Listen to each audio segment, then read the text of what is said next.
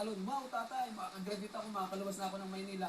Ang turing daw ni Estong sa kanyang mga ibon, hindi lang pets, kundi parang mga tunay na anak.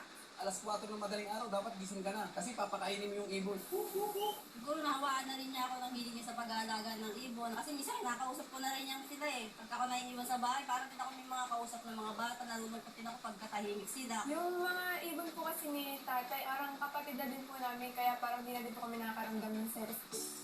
Watch technician talaga si Estong, ang kanyang mga maya. Aba, bantay sarado siya sa kanyang pwesto. Habang nagre-repair ako ng relo, nandun sila sa tapat, nasa gilid, nasa ibabaw. Nakaka-amaze po sila. Wala pa ng pagod. Nabibilib lang po ako kay kuya na napapaamo niya po yung ibon tapos hindi pumilipad ng malayo. Pag tinawag niya, isang tawag lang nalapit sa kanila. Oo, nangihingi ng pagkain, no? Tinutuka ako, nagagalit, oh. Yung iba nagsasabi, antingan daw ako. Pero sinasabi ko lagi sa kanila, wala akong anting, wala akong bertod, wala akong sikreto. Ang sikreto ko lang, mahal na mahal ko sila. Bahagi sila ng buhay ko. Gagawin ko ang lahat, mabuhay lang sila.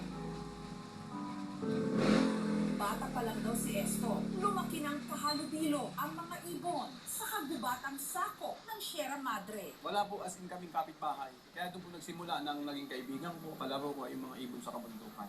Halos hindi ko po naranasan yung katulad ng mga iba bata naglalaro. Nakakatuwa naman, nakapulot ako ng ibon, oh. Dalawa sila, nakuha ko sa may damuhan, baby pa. Siguro nahulog dito sa puno kung saan pinalilipad ko ang mga alaga kong uwak.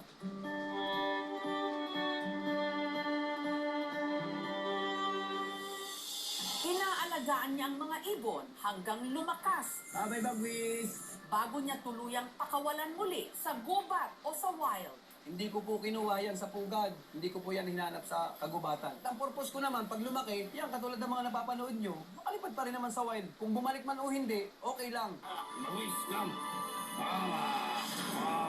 Hanggang sa tila nakaimbento si Estong ng kakaibang lingwahe.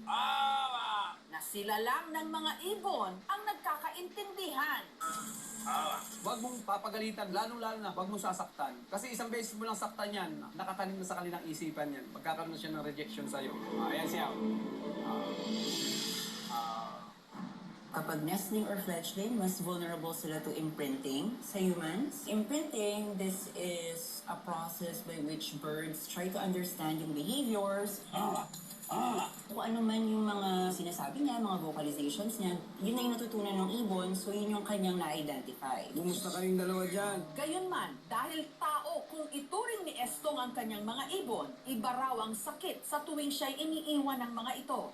Gaya na lang nung bigla siyang iniwan sa ere ni Warrior matapos itong atakihin ni Bagwis. Ang pinakamatindi pa po rito, yung ginastusan mo na, binahal mo, malalim na yung relasyon ninyo, bandang huli nagpaalam.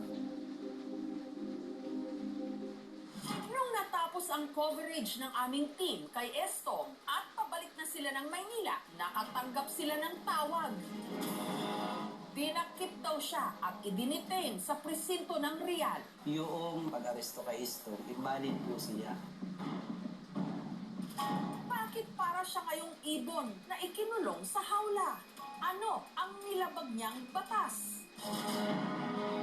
Si Estong makakalaya ba? Susunod na. Ano kaya ang susunod?